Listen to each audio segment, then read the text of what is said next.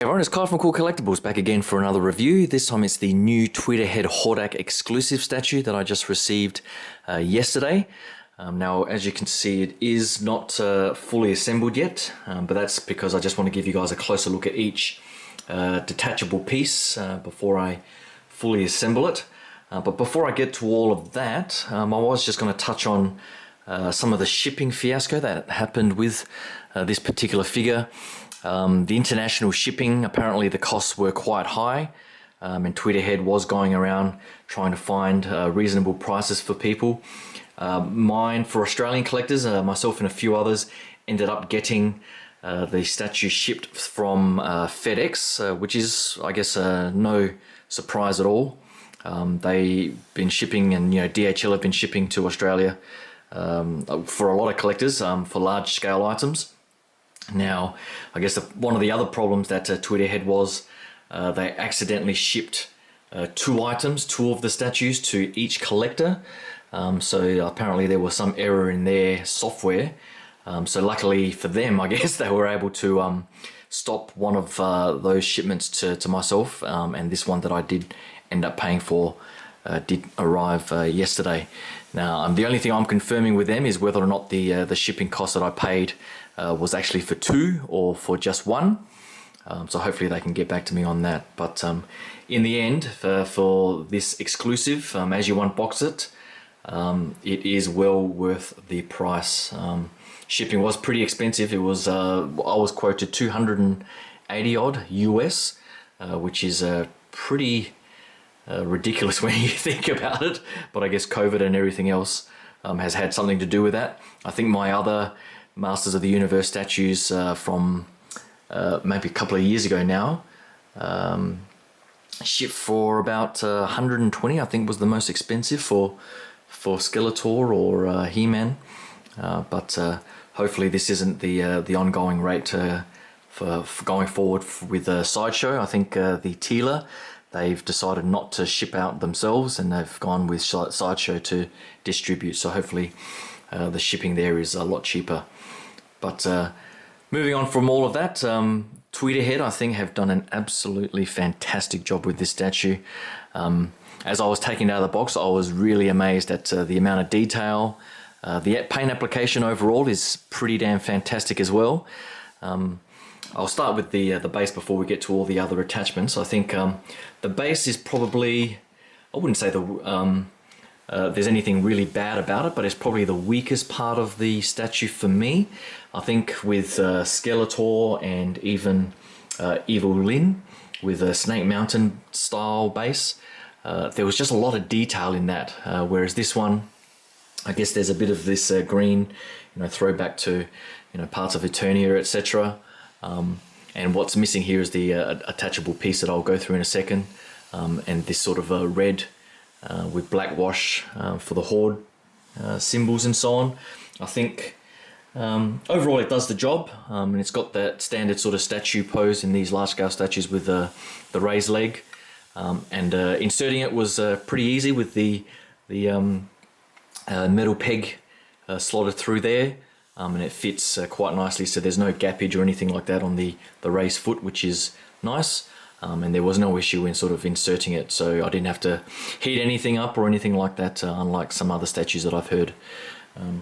The attachable piece here is this piece here, which is a fantastic looking skull with the wings and so on. So the Horde insignia in this large scale format just looks beautifully done. I love the sort of black wash along the edges to really bring out the details, and the magnet is pretty strong on the back here, so you just insert it in the slot, which I'll just do now. So you pretty much insert it in there and it stays like that. So nicely done there. And I guess if you're displaying it with a 360 view in a glass case or something like that, you can get all of those details on all sides. I think the paint application in the green here is pretty much on par with the Castle Grayskull sort of style bases for He-Man and Orko, so I do like that. I can't actually remember if Hordak had a castle or a home base or something like that in the cartoon. It's been too long since I've watched it. But overall, the base isn't too bad. But before I get to the overall details of the statue itself, I might just get him out of the way and go through some of the attachable pieces, and then I'll show you guys the fully assembled statue. Hold on. Right, so with the set itself, it comes with 2 shoulder pauldrons, and I think this one is the... Now I've forgotten, I think they're keyed. One of them is the left pauldron, obviously, and the other one is the right. It's pretty obvious when you put them in which side they're meant to go on. And again, the skull detailing and the paint application is really nice. Love the red. I love how the red has that bit of metallic sheen to it to really bring out those details. So just be careful when you insert them that you don't chip off any sort of corners or anything like that. I've seen some photos where people have sort of chipped these by accident. So just be careful as you're inserting them or taking them off, because the magnets are pretty strong. But they look pretty nice. The surprise for me was I actually thought this staff holding hand was the only one we got for his left hand, but it actually came with a swap out piece for this hand. Or is it the other way? I can't actually remember, because I thought in the prototype photos that they put up, it only showed one variant for the left hand. So I'm glad that they provided this option. I guess for me, the staff is a must for the display. It's huge. It's probably just a bit longer, if not slightly longer than Skeletor's staff. Now, I guess I've seen a lot of photos where Skeletor's staff wasn't pushed down on top all the way, but luckily this one is fully assembled, so there's no sort of assembly for this staff. But again, the detailing there, I love the red paint application. It's all consistently done throughout, so all the red pieces are the same, which is nice. And then you get some of the silver detailing there. Would have been nice if there was a little bit more sort of weathering or something like that to have that extra bit of realism. But overall, this thing looks fantastic. And of course, it's got the sort of ball end at the bottom there, the claw. So you'll get to see this in a second in the fully assembled statue. And the hand without the staff is just the sort of relaxed sort of hand. And again, the detailing is just really, really nice. Love that.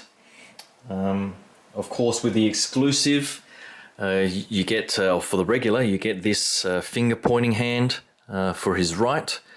Which again is really nicely done. Love the paint application there.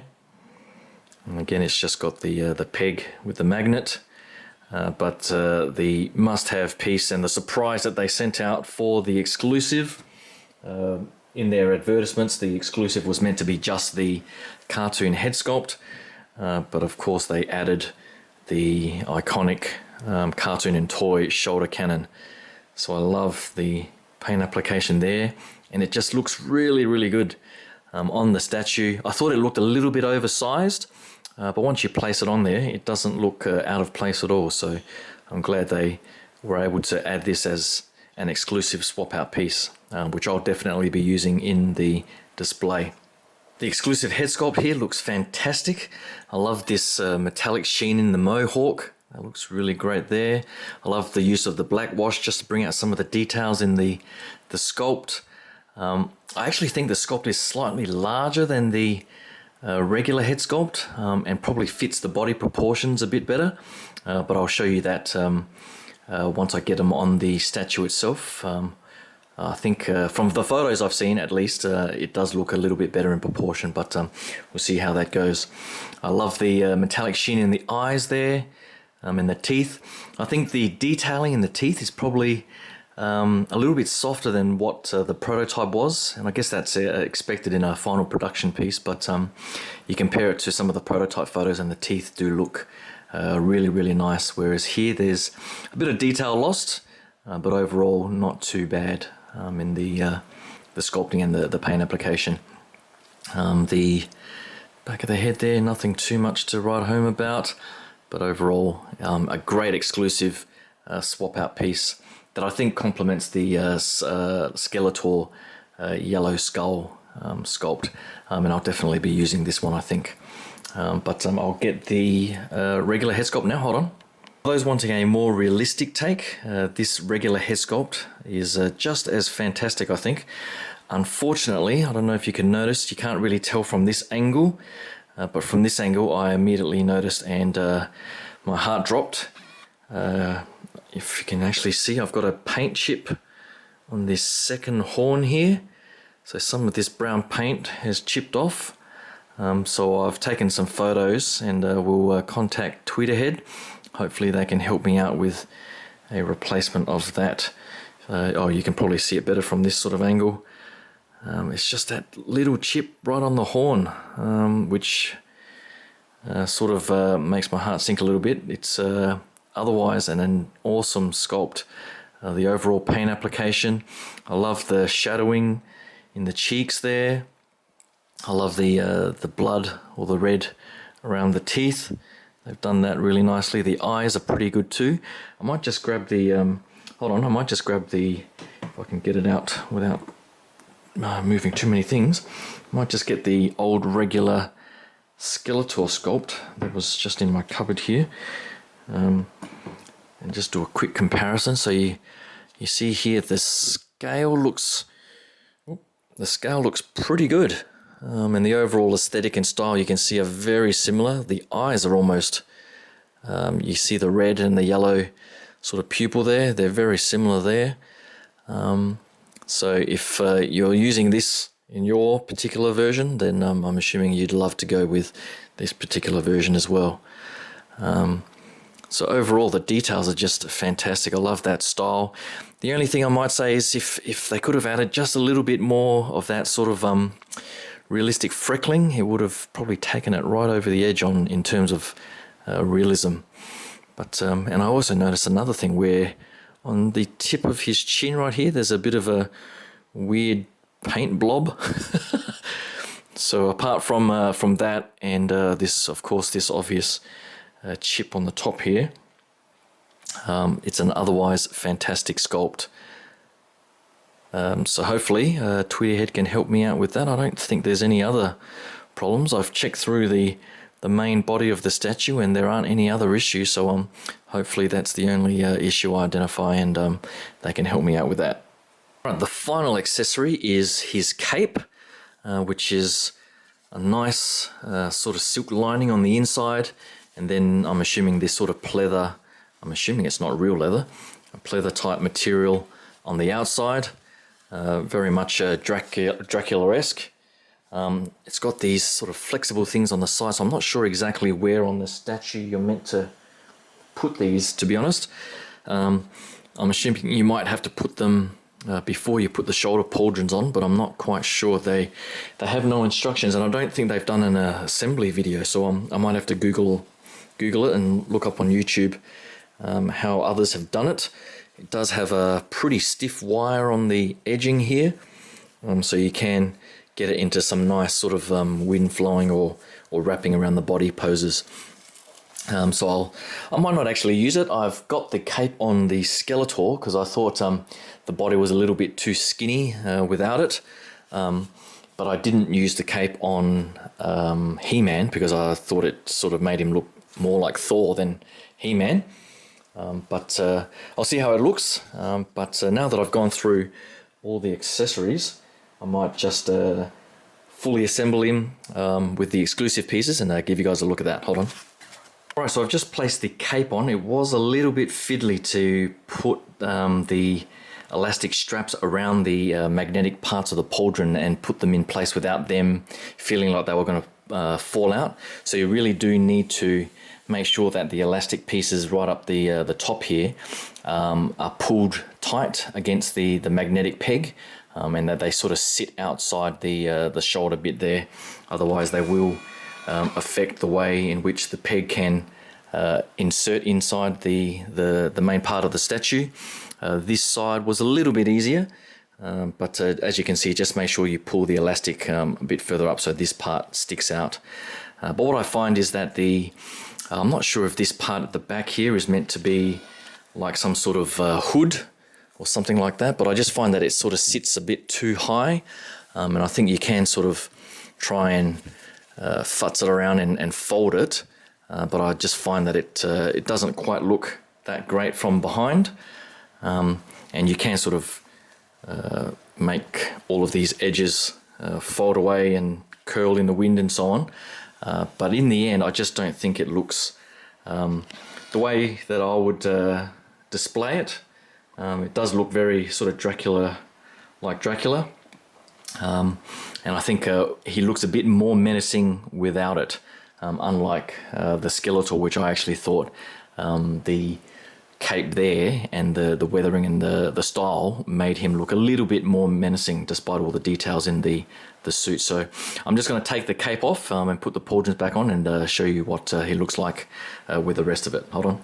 Alright, so here he is with the exclusive cartoon styled head sculpt and the right arm cannon with the staff in the left hand, and that's probably the combination I'm going to go with as a modern sort of more mature interpretation of the classic cartoon character. I think you just can't go past this guy. This looks absolutely fantastic. I love the way it looks from pretty much every angle. The detail in the back of this statue and the sculpting here is just incredible. Love all that paint application. There's no sort of soft goods on this. This is all sort of hard material, whereas I think the Skeletor statue had, I think they were almost soft plastic, because they were a little bit pliable, much like the He-Man one, but this one is definitely sturdy and stiff, like the rest of the statue. Love the staff there.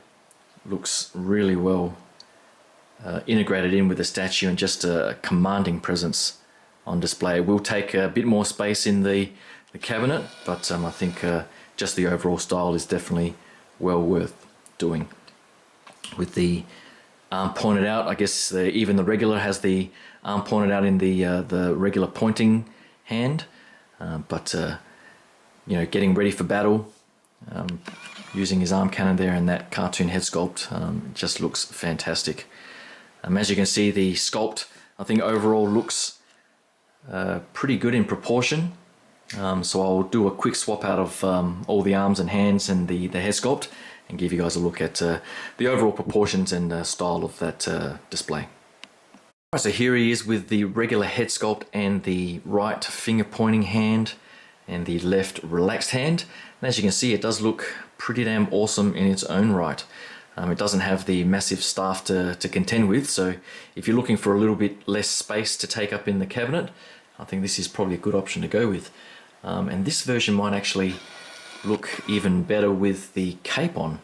I think the cape and the staff and the cannon, it all becomes a little bit too much, but for this simpler version or display option, I think the cape might come to the fore. So I'll see how I go, but for now I think I'll definitely be going with the exclusive pieces anyway. But if you have the cape, you know, you are hiding some of this amazing detail at the back, so I guess it's good to have lots of options, which is nice for some of these exclusive pieces. But if you do have the regular, I guess you still have a pretty awesome looking piece in the collection. I love that they've maintained that consistent styling with the sideshow pieces. It does look great next to them, and I will be doing some great group shots, so hopefully you can hang around for some of that. But as I was saying before, I just noticed again the overall scaling of the regular head sculpt does look a little bit small in comparison with the rest of the body. So I think the cartoon head sculpt just scales a little bit better, but that's a fairly minor nit to pick, I think. I am still a little bit disappointed in that chip in the regular head sculpt. I'm not sure if you can sort of make it out just on the back of that second horn, so hopefully Tweeterhead can help me out with that, even though I am going to display it with the exclusive piece. I do would like I guess a unchipped regular head sculpt as well, just to swap around if I ever feel the need to do that. But that's pretty much it for my thoughts on this particular statue. I think I think I've said a number of times now that I think they've done a fantastic job. I hope they continue this series for many years to come. There's just so many awesome characters in the universe. I really hope they go back to doing some of the core henchmen. I really think a Beastman and Merman and Trapjaw are sorely lacking in this series, and they would look fantastic in this sort of more mature style. And of course, I've got Tila coming up, and hopefully they do Man-at-Arms as well. But if they continue on with some of the Horde characters, with Mantena, who else is there? Leech, etc., that would be fantastic as well. But that's pretty much it. Hopefully you can give the video a like and subscribe, and stay tuned for my upcoming video, which will be the PCS 1/3 scale Cami. But until then, thanks again, and I'll talk to you guys soon. Cheers. Bye.